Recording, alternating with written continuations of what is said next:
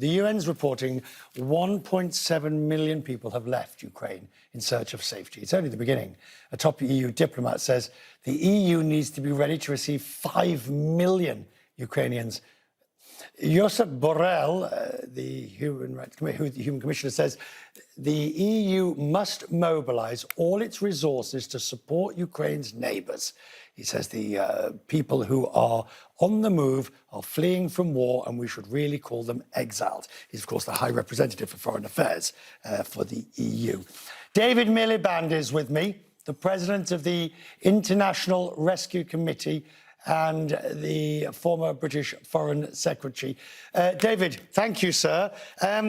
So, we know the situation is grim and bad and is going to get worse. What do we need to do? Hi, Richard. Thanks for having me on. Look, the situation inside Ukraine is going to get much, much worse, and we can talk about that separately if you want to. For those who've made it to safety, the situation doesn't need to be grim because they've arrived in European countries. They've arrived in advanced industrialized countries that have the economy and the resources to give them at least the chance to get some stability in their lives. And the decision of the European Union, the 27 member states of the European Union, to guarantee 3 years of residence, 3 years of work permits, 3 years of access to education and other services for kids is the right step forward. What needs to happen now is that the countries that are bearing the greatest share of this responsibility, which is essentially Poland and Hungary, they need to be given extra support by the rest of the European Union.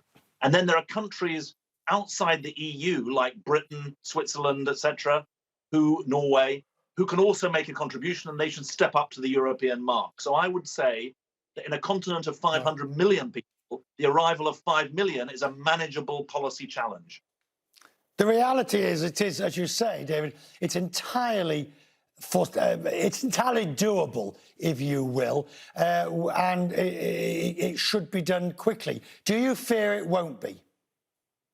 No, I think that you should have more confidence today than 10 days ago that this is going to be done. The decision about the 3 years residence, etc., and the public response, amazing scenes at railway stations across the European continent, including in Poland.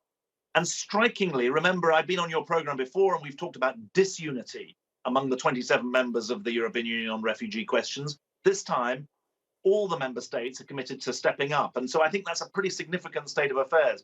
Compared to the situation inside Ukraine, which is going to be hellish, I don't know if you use that phrase exactly, but you spoke to the needs inside. I think the situation across the border is one where Europe has used the last 10 days productively, and I think there's a good chance that they can step up effectively. Pull together, please, your curriculum vitae and experience as Foreign Secretary and now with the IRC. Did you ever think we would see such hellish scenes?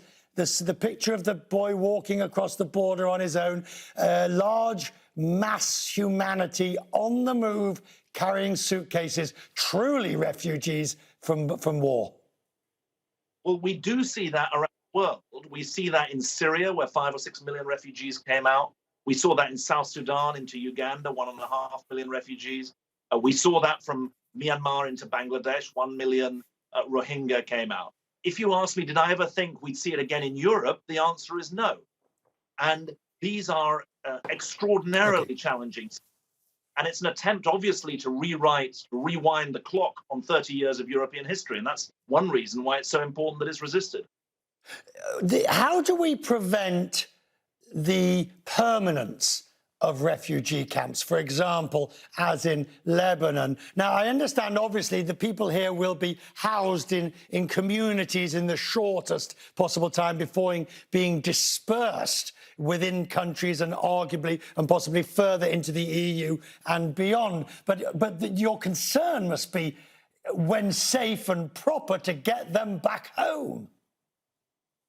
Yes, I mean, the way to avoid temporary refugee camps becoming permanent is precisely the dispersal of people that you recommend, dispersal around the countries into which they're arriving, and also, obviously, tackling the source of the problem, which is the conflict. I mean, the Ukrainians who are leaving their country without any desire to leave. They're leaving because they're being forced to flee from the threat of being killed.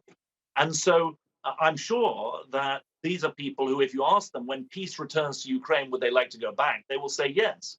And you can see the scale of civic patriotism that exists amongst the Ukrainian population. Right. These are women and children who are being separated from fathers, husbands, brothers. And in the short to medium term, I fear it will be months and even years, not just days. They're going to have to disperse themselves around Europe. There aren't refugee camps being built. There are processing documentation centers, but that's not the same thing. And the response of the European public to say, come and stay in my apartment, come and stay in my house, is part of that offer of community integration that is the antithesis of the refugee camps that you rightly fear. And finally, David, I think it's worth re-emphasizing this point that you started with. Europe's rich. Europe can afford to do this and to do it properly without any nonsense from people carping on about unemployment or this, that or the other, or taking local jobs, or the sort of the sort of sourness that comes when migrants are talked of. Well, that's a very good point. And I think that what we're seeing today is a very real demonstration that a refugee is a teacher, a refugee is a journalist, a refugee is a charity worker, a refugee is an accountant, a refugee is a housewife, a refugee is a farmer. They're people.